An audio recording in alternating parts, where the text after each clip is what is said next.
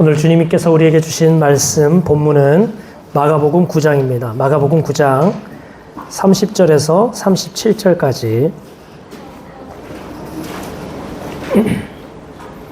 마가복음 9장 30절에서 37절 앞에 모니터에도 말씀이 있으니까 앞에 보셔도 되고 찾으셔도 되고 자, 다 찾은 줄 알고 제가 한 절 읽고 여러분들이 한 절 읽고 마지막 절은 같이 합독하도록 하겠습니다. 제가 먼저 읽습니다. 그곳을 떠나 갈릴리 가운데로 지날새 예수께서 아무에게도 알리고자 아니하시니 이는 제자들을 가르치시며 또 인자가 사람들의 손에 넘겨져 죽임을 당하고 죽은 지 3일 만에 살아나리라는 것을 말씀하셨기 때문이다. 그러나 제자들은 이 말씀을 깨닫지 못하고 묻기도 두려워하더라. 아브라함의 이르러 집에 계실새 제자들에게 물으시되 너희가 길에서 토론한 것이 무엇이냐 하시되 그들이 잠잠하니 이는 길에서 서로 누가 크냐 하고 쟁론하였음이라. 예수께서 앉으사 12제자를 불러서 이르시되 누구든지 첫째가 되고자 하면 무사람의 끝이 되며 무사람을 섬기는 자가 되어야 하리라 하시고 어린아이 하나를 데려다가 그들 가운데 세우시고 안으시며 제자들에게 이르시되 누구든지 내 이름으로 이런 어린아이 하나를 영접하면 곧 나를 영접함이요 누구든지 나를 영접하면 나를 영접함이 아니요 나를 보내신 이를 영접함이니라. 아멘. 자, 오늘 같이 나눌 하나님 말씀 제목은 유명한 자들입니다. 도대체 유명한 자들이 누구인지 오늘 본문을 통해서 같이 좀 알아가 보려고 합니다. 여러분들은 이름이 있는 사람이 되고 싶어요? 이름이 없는 사람이 되고 싶어요? 네, 이름을 좀 날리는 사람. 뭐 그런 사람들을 우리가 유명한 사람들이라고 하지 않습니까? 이름이 있다. 유명한 사람들. 자, 그래서 좀 유명한 사람이 되려면 좀 뭔가, 나름대로의 사람들한테 좀 이름을 날릴 만한 그런 것들을 좀 갖춰보려고 하는 겁니다. 인정을 좀 받아보려고 하는 겁니다. 인정을 받아야 이름이 나니까 말이죠. 저는 매일 아침 초등학교 다니는 두 아들과 함께 드라이브를 한 30분 가까이 즐깁니다. 학교가 집에서 가깝지 않아서 제 차로 매일 아침 등교 라이딩을 해주거든요. 벌써 그런 지가 한 4년 이상 된 것 같은데 그 차 안에서 아이들과 함께 이런저런 얘기를 두런두런 주고받을 때가 있습니다. 요즘엔 좀 덜하지만 한동안은 차에 관심이 굉장히 많았어요, 우리 아이들이. 그래가지고 지나가는 차들 보면서 저 차는 어떤 차냐, 저 차는 얼마짜리냐. 아빠 저 차가 람보르기니라고 어느새 브랜드를 알고 저한테 먼저 알려주기도 하고 있잖아요. 포르쉐보다 람보르기니보다 더 좋은 차가 있느냐? 부가티라는 차도 있단다. 뭐 이렇게 하면서 이렇게 그러면 아빠 우리 차는 얼마짜리냐? 뭐 그런 얘기를 자꾸 물어보곤 했죠. 아빠 그 좀 더 나가서 차 얘기해서 이제 우리 집은 얼마짜리냐? 집은 얼마짜리냐? 1억이냐? 2억이냐? 한 3억은 되냐? 뭐 그렇게 자꾸 물어봅니다. 아빠 우리 집은 몇 평이냐? 이런저런 이야기들을 많이 물어봤어요. 우리 아이들 안에 더 비싸고 더 가치 있고 더 크고 싶은 마음이 고스란하게 이렇게 그 대화 가운데 느껴졌습니다. 그런데 우리는 왜 이렇게 가치 없고 이렇게 작은 거야? 왜 크지 않는 거야? 하는 그런 불편한 마음, 아쉬운 마음, 불만스러운 마음들도 그 대화 가운데 묻어 있는 것을 느꼈습니다. 애써 우리 아이들에게 야 우리 집이 어때서? 우리 차가 왜? 라고 말하지만 그렇게 말하는 내 자신을 자세히 살펴보면요. 제 안에서도 뭔가 모를 허전함, 아쉬움, 부러움, 불만감 이런 것들이 순간순간 내 마음을 두드릴 때가 참 자주 있다라는 생각을 해요. 솔직하게 고백하자면 제가 30대 어느 서울에 좀 제법 규모 있는 교회 목사였을 때 거기 있는 목사님들끼리 이런저런 대화를 했습니다. 그러면서 다들 이제 이 교회를 이제 사역하다가 그 다음에 조금 더 큰 교회 가고 하면은 이제 담임 목사가 될 텐데 그 담임 목사님의 예상 급수를 이제 다 얘기하는 거예요. 이 목사님은 사우즌급이야 이렇게 일합니다. 사우즌이 뭡니까? 예, 사우즌. 예, 1000명대 이상 되는 담임 목사급이다. 뭐 그렇게 얘기하고, 아니 정대월 목사님은 사우즌까지는 안 해도 헌드레드는 괜찮은 것 같아. 뭐 이렇게 말하면서 한 몇백 명 정도 목회는 하지 않을까. 뭐 그렇게 얘기를 서로 주고받으면서 우스갯소리로 이렇게 얘기한 것이 기억이 납니다. 아무튼 목사나 아니거나 상관없이 뭔가 좀 커지고 싶고 커져서 뭔가 나의 존재감과 정체성과 그런 것들을 이름을 좀 드러내고 싶은 그런 마음들이 우리 각자에게 있는 것 같아요. 유명해지고 싶은 거, 뭐 유명까지는 아니더라도 사람들의 좀 인정과 주목 정도는 좀 받고 싶은 그런 마음들이 우리 가운데 다 있죠. 오늘 본문에 우리가 읽었던 본문에 이 예수님의 제자들 사이에도 이 열띤 말싸움이 있었어요. 길을 가다가 말싸움을 했어요. 그 말싸움이 무슨 말싸움이냐면 누가 크냐라는 논쟁이었습니다. 누가 크냐라는 논쟁이었어요. 지금 제자들은 예수님의 공생의 기간 중에 마지막 3년째에 이르렀던 시점이었어요.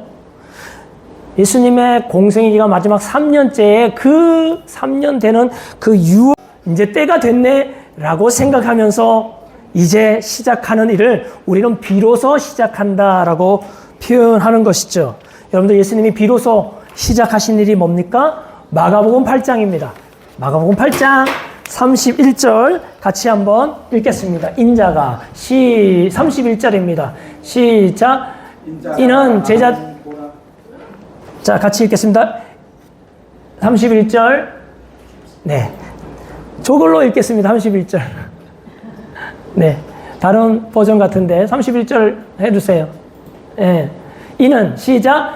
이는 제자들을 가르치시며 또 인자가 사람들의 손에 넘겨져 죽임을 당하고 죽은 지 3일 만에 살아나리라는 것을 말씀하셨기 때문이더라. 아멘. 뭡니까? 예수님이 가르치셨어요.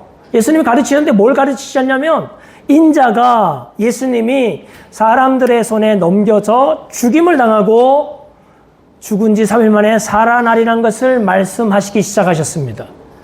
사람들의 손에 넘겨질 정도로 사람들로부터 비난과 조롱과 그리고 고난을 받고 나서 마침내 죽임도 당하는 거예요.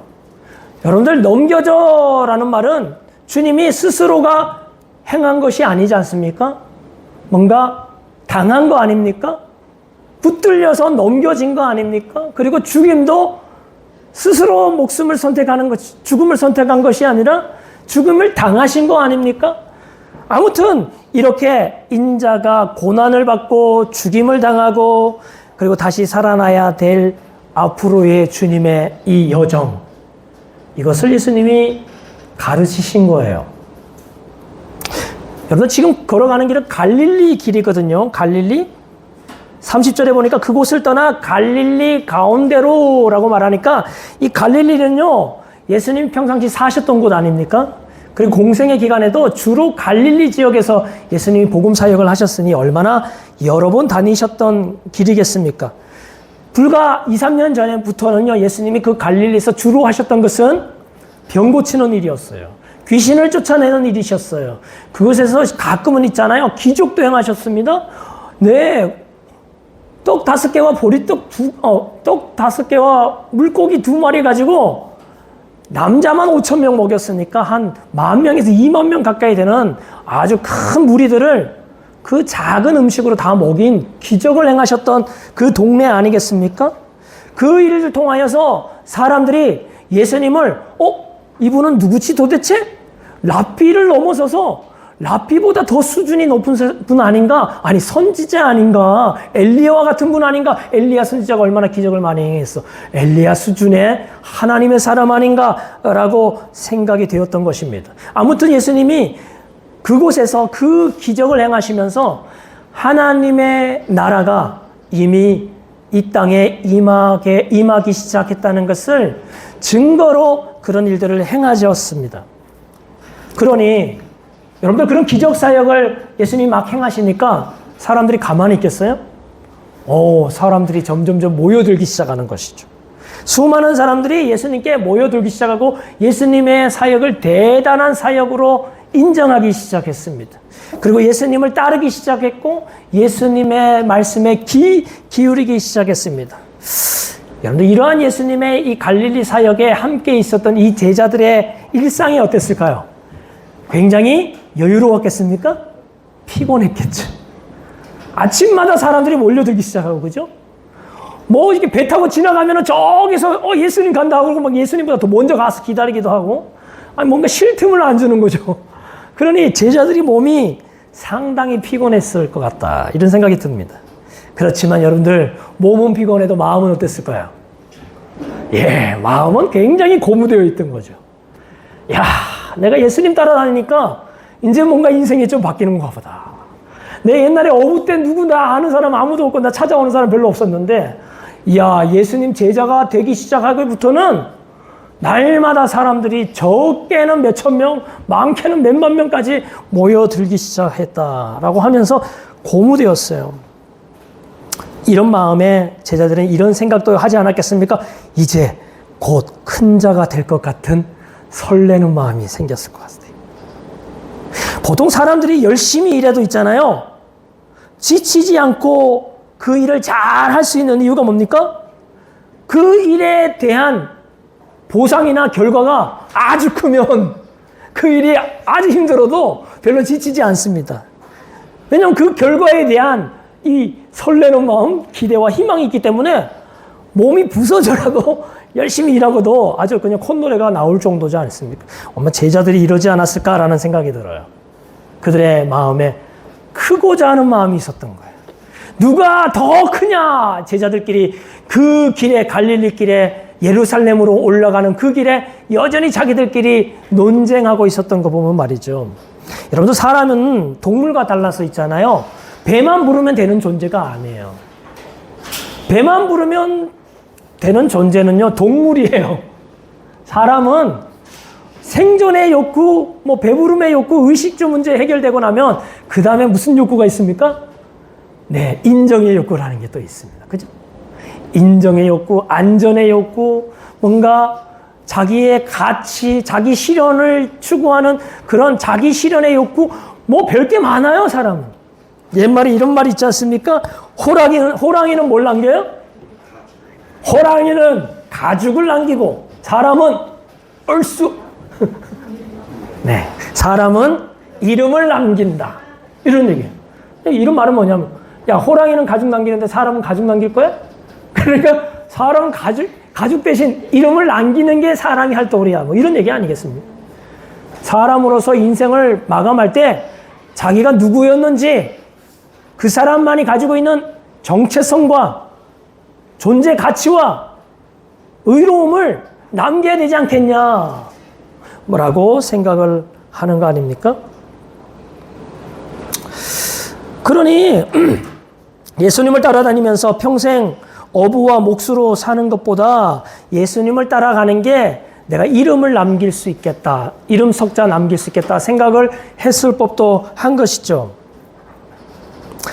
저는 어릴 때부터 목사가 되려고 했습니다. 잠깐 경찰을 하겠다고 한 이틀 생각한 적은 있는데 돈을 많이 번다고 그런 적은 있는데 대부분은 목사였어요.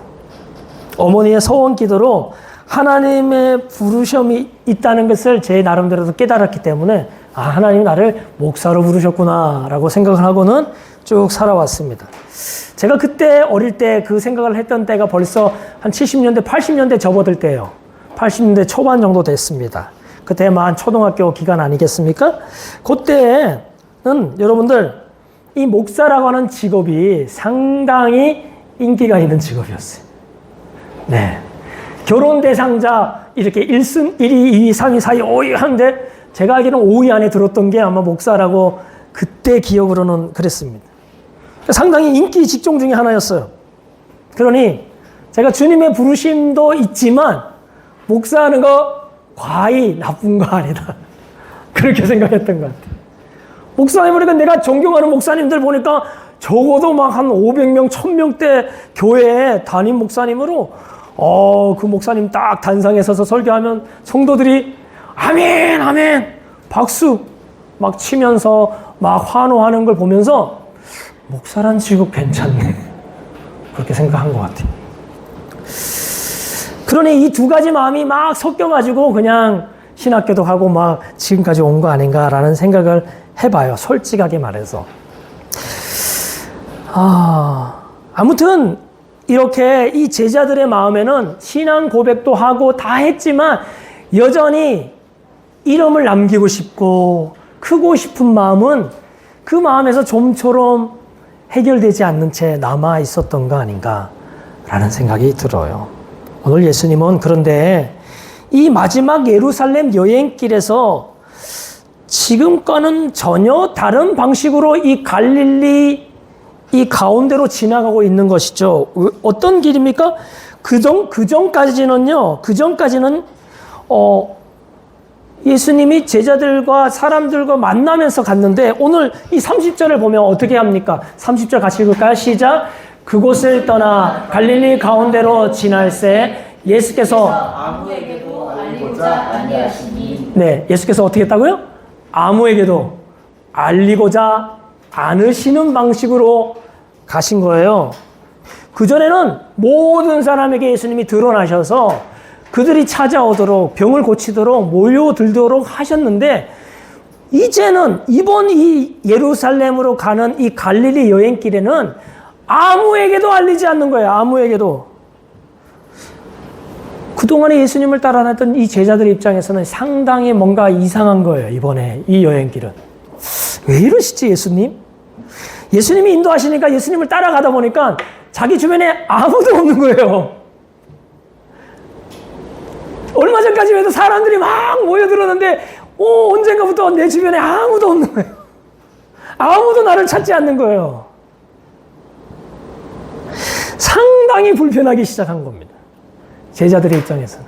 상당히 답답해지기 시작한 겁니다. 혼란스러워지기 시작한 겁니다. 한동안 사람들의 인정과 주목을 받던 사람이 사람들로부터 점점 잊혀져 갈 때 느끼는 고통은요, 그 전에 내가 주목을 받았던 만큼이나 더 크다라고 말해요. 특히 여러분들 주목받는 사람이 누굽니까? 스타, 연예인들 아닙니까? 이 방송 연예인들, 사람들도 인기를 끌었잖아요. 화려한 무대에서 사람들의 열광을 받았던 이 사람들이 이 무대에서 내려와서 그의 어떤 인기의 그 최고점을 지나서 점점 하향곡선을 그리기 시작하면서부터 많은 연예인들이 우울증과 심한 우울증과 공황장애와 이런 것들을 심리적인 어려움들을 겪다가 심지어는 극단적인 행동까지 하는 경우를 우리가 종종 보지 않습니까? 인정받던 사람들이 사람들로부터 무시당하고 비난받을 때 느끼는 그 고통, 그걸 견디지 못하는 거예요. 그래서 극단적인 선택을 하는 거 아니겠습니까? 여러분들 예수님께서요, 아무에게도 알리고자 아니하셨다라는 말, 아무도 모르게 그 길을 가시는 것이죠. 이름 없이, 네임리스, 무명인으로 예수님을 따라가다 보니까 어느 날 무명인이 되었어요. 예수님을 따라가면 유명인이 될 줄 알았는데 왜 예수님을 따라가니까 내 주변에 사람들이 점점 없어지지? 무명인이 되지? 왜 잊혀져 가는 것이지? 제자들을 그 길에 데려가시면서 예수님이 왜 그러셨을까요? 예수님께서 아무에게도 알리고자 아니하셨을까? 예수님의 의도 아닙니까? 그죠? 우연찮게 그렇게 된 게 아니라 예수님의 계획입니다. 오늘 본문이 그 답을 명쾌하게 보여주죠. 31절 같이 읽겠습니다. 시작. 아까 읽었던 거예요. 이는 제자들을 가르치시며 또 인자가 사람들의 손에 넘겨져 죽임을 당하고 죽은 지 3일 만에 살인하리라는 것을 말씀하셨기 때문이더라. 예, 이는 제자들을 가르치시며 이렇게 했어요. 사람들에게 알려지고서야 예수님이 제자들을 제대로 가르치겠어요? 가르칠 틈이 없잖아요. 사람들이 모여들어가지고 그 군중사역 하느라고 예수님이 물리적인 시간 자체가 없는 거예요. 그리고 그렇게 많은 사람들과 예수님이 소통하려다 보니까 제자들을 데려놓고 여러분들 진득하게 가르칠 시간은 있겠습니까? 아니, 제자들의 마음에 예수님의 가르침을 듣고나 있겠습니까? 너무나 바쁜데, 분주한데? 그래서 예수님이 이렇게 하신 이유는요, 집중적으로 가르치기 위함이었어요. 집중적으로 가르치는 이유가 뭡니까? 말씀을 배우는 사람이 진짜 완전히 깨닫게 하시려고 하신 방식 아닙니까? 그죠? 진짜 하는 거죠. 여러분들, 뭔가 화려하고 분주하고 바쁘면요, 제대로 배울 수도 없고 깨달을 수도 없는 거지 않습니까? 그래서 예수님은 사람이 없는 곳, 광야 같은 곳으로 데려가는 겁니다. 광야길로 그를 데리고 가서 거기에서 조용한 가운데 하나님과 독대하는 자리로 예수님이 데려가시는 거예요. 오늘날 우리의 인생을 예수님이 인도하시는 줄 믿습니다. 우리를 어디로 인도하시는가? 기대했는 것과는 다른 길로 인도하시는 것 같다 생각하지만 어쩌면 제자들이 느꼈던 지점하고 비슷한 거 아닌가라는 생각이 들어요. 그렇다면 그럼에도 불구하고 예수님은 반드시 분명하게 의도를 가지고 인도하고 계신다라고 하는 것이죠. 여러분들의 길은 어떤 길일까요? 도생교회의 길은 어떤 길일까요? 여러분들, 이런 가르침은요, 단번에 이루어지는 것은 아닌 것 같습니다. 여기 보니까 제자들을 가르치시며 라고 하는 이 가르치시다라고 하는 단어 헬라어는 에디다스켄이라는 단어였어요. 그리고 밑에 예수님이 말씀하셨기 때문이다 라고 하는 이 말씀하시다 라는 말의 원어는요, 엘레겐이라는 단어입니다. 여러분들, 헬라어는 다 시제들이 있기 때문에 우리가 시제를 볼 수 있는데요. 이 시제가 뭐냐면 미완료 시제라고 하는 우리 말에는 없는 시제이긴 하지만 그 미완료 시제는요, 완료되지 않았기 때문에 계속 이루어지고 있다라는 뜻입니다. 미완료라고 하는 말은. 그러니까 아주 반복적으로 계속 이루어졌다라는 말이죠. 그렇게 예수님은 한 번 가르치신 게 아니라 계속해서 반복적으로 가르쳤어요. 그리고 제자들은요, 그 예수님의 반복적인 말씀을 계속 들어온 것입니다. 왜 여러분들 반복 교육할까요? 중요하니까. 여러분들, 안 중요했으면 반복했겠습니까, 예수님이? 금방 깨달았으면 반복했겠습니까? 두 가지 있어요. 그러면 반복했다는 말은 두 가지입니다. 금방 깨달았으면 안 했을 텐데, 금방 못했으니까, 잘 못 깨달으니까 반복했다. 그리고 중요했으니까 반드시 깨닫게 하려고 반복했다. 요 두 가지가 있는 거예요. 예수님이 인자가 사람들의 손에 넘겨져 죽임을 당하고 죽은 지 3일 만에 살아나리라고 하는 이 십자가와 이 부활의 이 복음의 핵심적인 가르침은요, 너무너무나 중요하지만 또 너무너무나 깨닫기가 쉽지 않는 말씀이었어요. 그래서 예수님이 그 길에 많은 사람들이 예수님을 찾아오는 것까지도 다 제쳐놓고서라도 아무도 알리지 않는 그 광야길로 가시면서 제자들을 가르치신 거예요. 아무도 잘 못 깨달았다는 것을 우리가 그 다음엔 32절을 보면 압니다. 예수님이 그렇게 말했는데요. 그러나 제자들은 이 말씀을 깨닫지 못하고 묻기도 두려워하더라. 제자들이 진짜 못 깨달았어요. 내가 기대했던 예수님의 가는 길은 나를 이 무명한 자에서 유명한 자로 무명한 자리에서 나를 건져내시는 거라고 생각한 거거든요.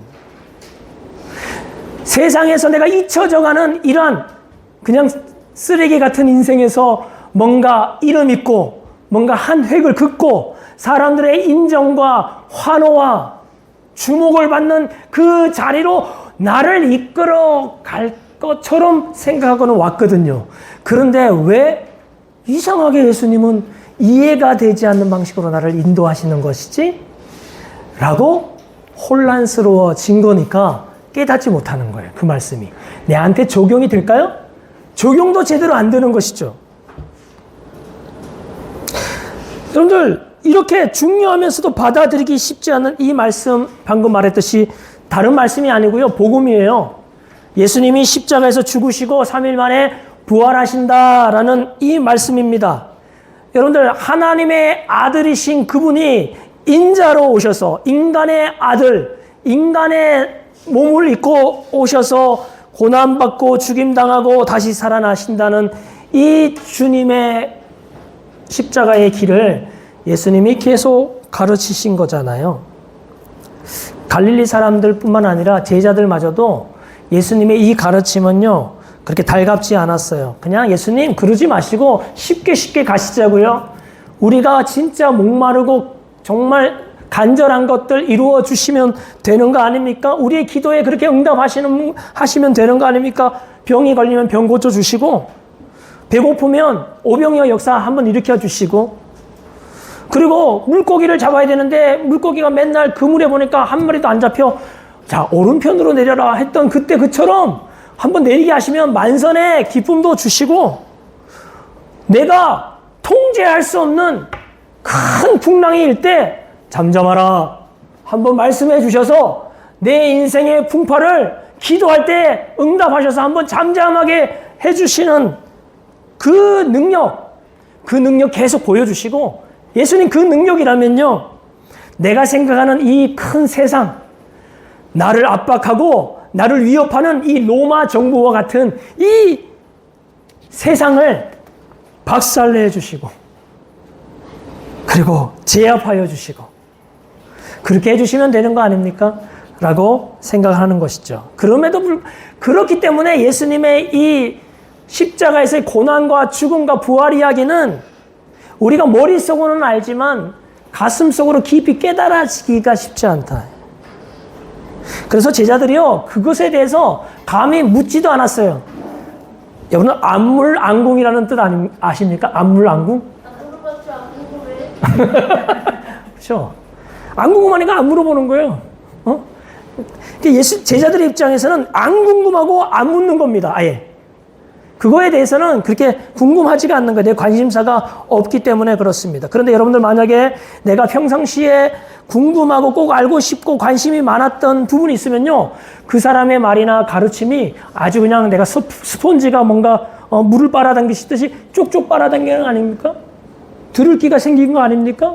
그렇게 말씀이 쏙쏙 들어오는데 관심이 없으니까, 안 궁금하니까 그냥 튕기거나 흘러가는 것이죠. 이런 얘기 해보려고 합니다. 십자가 부활 이야기. 이게 내 뼛속까지, 내 삶 속에 깊이 스며드는가? 그것이 복음으로 스며드는가? 기쁨으로 스며드는가? 십자가의 부활의 이야기가 마음 깊이 깨달아져서 그렇게 달콤한 말씀이 따로 없다고 느껴지는가? 가장 보배롭게 느껴지는가? 깊이 경험되어지는가? 이런 지점을 우리가 같이 한번 생각해 볼 필요가 있어요. 오늘 그러기에는 우리의 관심은 여전히 세상에서, 치열한 세상에서 내가 살아남고 사람들의 관심사 속에 여전히 남아 있으며, 또 그들의 방문과 그들의 환영과 그들의 칭찬에 머물러 있기를 바라는 나의 관심. 누가 크냐? 누가 인정받는 자냐? 라고 하는 이 질문의 이야기에 우리는 계속 그 이야기를 가지고, 화두를 가지고 이야기할 수 있다라고 말하는 것이죠. 왜 누가 크냐라고 하는 이야기를 할까요? 사람들이 왜 누가 크냐라고 하는 쟁론에 있습니까? 이 이야기를 하는 이유가 있습니다. 그 이야기를 하는 이유는요, 이런 얘기예요. 남들보다 뒤처지면 안 돼. 남들보다 어떻게든지 한 걸음 더 앞서 가야 돼. 라고 하는 것에 굉장히 조바심이 나 있는 것이죠. 두려움이 있는 것이죠. 기본적으로 뭐냐면 내가 잘났다. 내가 정말 누구의 평가에 그렇게 흔들리지 않을 만큼의 자신감과 자존감과 정체성이 분명한 사람은요. 누가 크냐 별로 이야기하지 않을 거예요. 그런데 뭔가 저 사람보다는 좀 커야 내가 좀 그나마 내 정체성을 확인받을 것 같은 생각이 들면 저 사람한테는 이겨야 될 것 같아. 저 사람과의 관계에서 누구로부터 저 사람보다 나은 평가를 받아야 될 것 같아. 라는 생각을 하는 거 아니겠습니까? 다시 말해서 내가 부족하다고 느끼는 거예요. 내가 못났다고 느끼는 거예요. 내가 약하다. 그래서 결국은 부족하고 못났고 약하기 때문에 부끄럽다. 라고 느끼는 겁니다. 여러분, 이것이 죄가 갖다 주는 감정이죠. 아담과 하와가 첫 범죄를 하고 나서 제일 처음에 느꼈던 감정이 뭡니까? 수치심이에요. 두려움이었어요. 수치심과 두려움으로 인해서 하나님과 멀어지기 시작했습니다. 그리고 서로 아담과 하와 서로도 서로를 밀쳐내기 시작한 것이잖아요. 여러분들 사실은 이 수치심과 두려움은요, 범죄하기 이전에는 그들에게는 있지 않았어요. 그들은 자기 자신에 대해서 굉장히 만족했습니다. 왜냐하면요, 하나님이 창조하시고 나서 좋았더라 하시면서 마지막 6째 날 인간을 창조하시고는 어떻게 합니까? 심히 좋았더라고 말하거든요. 여러분, 우리 아이가 딱 태어나가지고요, 애착이 굉장히 중요하거든요. 그죠? 안정 애착을 갖는 게 굉장히 중요한데, 부모가요, 그 아이에 대한 그 표정, 그 아이에 대한 피드백, 그것이 어떤 것이냐에 따라서 그 아이의 정체성이 결정된다고 하는 겁니다. 아이는 부모의 입에서 나오는 말과 표정과 눈빛으로 자기가 어떤 존재인지를 깨닫는 거거든요. 그러니, 인간을 하나님께서 딱 만드시고 인간이 정신을 딱 차리고 보는데 심히 좋았더라 이렇게 얘기하니까 내가 심히 좋은 인생이구나. 심히 아름다운 인생이구나. 라는 생각을 확 든 거죠. 그러니까 아담이 딱 내가 심히 좋았더라고 딱 느끼는 순간 내 뼈에서 나온 하와를 어떻게 말합니까? 내 살 중에 살이요? 뼈 중에 뼈로다. 이게 악담입니까? 칭찬입니까? 칭찬 아닙니까? 자기에 대한 인식이 긍정적이고 자기에 대해서 안정감을 갖고 만족하는 사람은요, 이웃을 봐도 안정적으로 보는 거예요. 긍정적으로 보는 거예요. 공자의 눈에는 공자밖에 안 보이고 돼지의 눈은 돼지만 보이는 거죠. 여러분들, 이런 것처럼 우리가 하나님 안에서 어떤 존재인가를 하나님과의 관계 안에서 우리가 누리고 깨달았어요. 그래서 하나님의 형상과 모양대로 빚어진 우리 인생은요, 내가 하나님의 형상이라고 하는 이 자부심, 이 자존감, 이것이 대단한 거였어요. 하나님이 나에게 얼마나 큰 특권을 주셨는가. 하나님이 얼마나 나를 축복하셨는가. 이거에 대한 자기 인식이 너무나 선명했어요.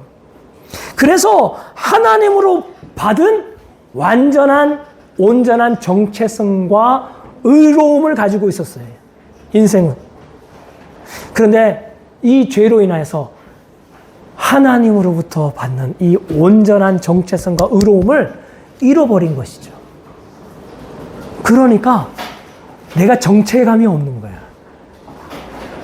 나에 대한 자신감이 없는 거야. 그래서 끊임없이 내가 이 땅 가운데서 무언가 쌓아서 사람들의 긍정적인 조회수와 그 댓글을 받아서 평가를 받아서 그래서 자기의 정체감을 확보해 가는 방식으로 사람이 살아가는 겁니다. 그래서 사람들의 인기와 사람들의 관심에 그렇게 목말라 하는 거예요. 왜냐하면 자기의 정체성을 잃어버렸기 때문에 그래요. 자기가 얼마나 하나님 앞에서 복된 자인지를 잃어버렸기 때문에 그렇습니다. 요즘 우리나라 사람들이요, 우울증이 심해요. 자살률도 굉장히 높지 않습니까? OECD 국가 중에서 여러 나라 중에 삶의 만족도가 가장 밑바닥에 있는 나라 중에 하나가 우리나라라고 말해요. 근데 우리나라가 경제적으로 8대 강국, 10대 강국 그렇게 말하지 않습니까? 전 세계 200국가가 넘는 나라 중에? 그럼 굉장히 1등급 아닙니까, 사실은? 그런데 1등급이라는 경제 수준을 가지고 있는 나라가 왜 만족도는 이렇게 낮은가라고 살펴보니까요, 그것은 대부분 뭡니까? 절대적인 빈곤 때문에 그런 게 아니라 상대적인 빈곤감 때문에 그런 거예요. 상대적으로 저 사람보다 내가 못났다, 가난하다라고 하는 이 박탈감, 빈곤감 때문에 사람들이 우울증에 걸리는 거예요.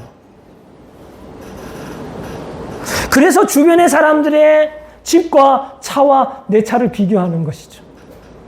주변의 사람들의 아이의 출신 대학과 우리 집 아이의 출신 대학을 비교하는 것이죠.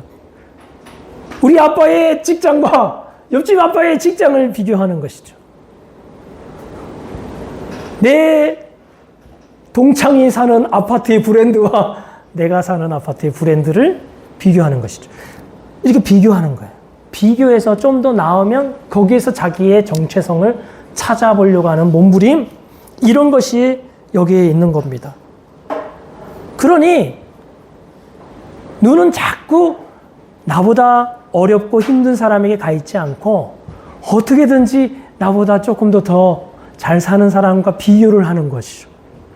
그러면서 그 사람들과 비교해서 내가 자꾸 초라해 보이고 이름 없어 보인다라고 하는 감정 때문에 느껴지는 겁니다. 우리가 이따가 찬양을 부르게 될 텐데요.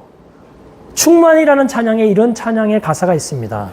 무명이어도 공허하지 않는 것은. 여러분들, 무명이면요, 사람들이 공허함을 느낀다는 거예요.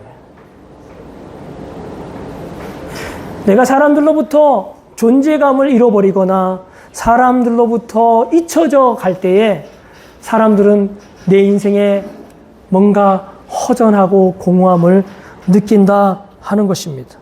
잊혀지고 사라질 것 같은 마음, 사람들의 무관심, 내 존재가 사라지는 것 같은 고통, 그런 것들을 겪는 것이죠. 그런데 오늘 예수님이 이것을 너무 잘 아셨어요. 사실은 제자들은요, 예수님의 이 길에 대한 참 의미를 잘 몰랐어요. 못 깨달았잖아요. 왜 예수님이 우리의 인생을 조금 더 유명한 자로, 공허하지 않는 인생으로 우리를 이끌어 주시는 길로 갈 것 같았는데 왜 아무에게도 드러나지 않는 길, 그것도 심지어는 십자가에서 죽으시는 길까지 가는 거야 말이야. 그래서 베드로가 버럭 예수님께 화내지 않습니까? 예수님은 꾸짖습니다. 예수님! 그렇게 가면 안 됩니다라고 말하는 정도까지 가게 되었습니다. 예수님의 걸어가신 길은 인생을 진짜 유명하게 만드시는 길이었거든요. 예수님이 왜 하나님의 아들이신 그분이 고난과 죽음과 부활을 선택하셨습니까? 이것은 다른 게 아니라고요. 그분이 이 땅 가운데서 하나의 미랄로 사라지고 잊혀져 가겠다 하시는 말씀 아닙니까? 그분의 이름의 영광을 다 포기하시고 내려놓으시고 많은 사람들에게서 잊혀져 가고 사라지겠다 하고 내려오신 그 길입니다. 아무 이름 없이 온갖 수치를 뒤집어 쓰고 사람들에게 버려지시는 길이었습니다. 넘겨짐을 당하는 일이었고 수치를 당하는 일이었습니다. 여러분들, 온갖 불명예와 온갖 조롱과 비난과 그 모든 모멸을 예수님이 친히 당하셨습니다. 그분의 이름 없음 때문에 그랬어요. 이름이 없으니까 세상에서 말하는 능력으로 말미암아 쟁취한 이름이 아니라 도살장에 끌려가는 듯이 아무것도 할 수 없는 약하고 약한 자의 이름을 가지고, 죄인의 이름을 가지고 십자가에 올라가시니까 그가 당하는, 세상에서 당하는 대우는 조롱과 비난과 침뱉음과 고난뿐이었어요. 그런데 제자들은 그 예수님을 못마땅하게 여겼지만 예수님이 그 길을 왜 가신 겁니까? 우리가 우리의 이름 가지고 우리의 이름을 내려고 하는 그 이름 가지고는 도무지 그 이름 가지고는 우리가 세상에서 우리가 기대했던 그 진짜 유명한 자가 될 수 없기 때문에 그래요. 여러분들, 하나님의 아들이 당신의 이름을 잃어버린 것은요, 이름 없는 우리에게 영원한 이름을 주시기 위함입니다. 그분의 이름은요, 그분의 이름 안에 있는 의로움과 정체성과 완전한 구원은요, 신분은 영원한 것인 줄 믿습니다. 사람들의 평가는요, 그 순간뿐이에요. 사람들의 인정과 열광에서 얻어지는 정체성은요, 의로움은요, 그 순간뿐입니다. 아니, 그 순간조차도 아닙니다. 그렇지만 우리 주님이 그가 십자가로 오르시면서 가신 그 길은 우리에게 영원한 이름을 주시기 위한 길임을 믿습니다. 우리 마지막으로 이 말씀 한 가지만 더 나누도록 하겠는데요. 요한계시록 말씀이에요.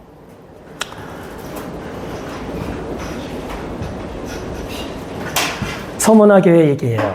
요한계시록에 보니까 서문화 교회가 나오는데 서문화 교회는요, 칭찬만 받은 교회 중에 하나더라고요. 우리 서문화 교회가 어떤 교회였냐 한번 같이 볼까요? 같이 읽겠습니다. 시작. 서문화 교회의 사자에게 편지하라.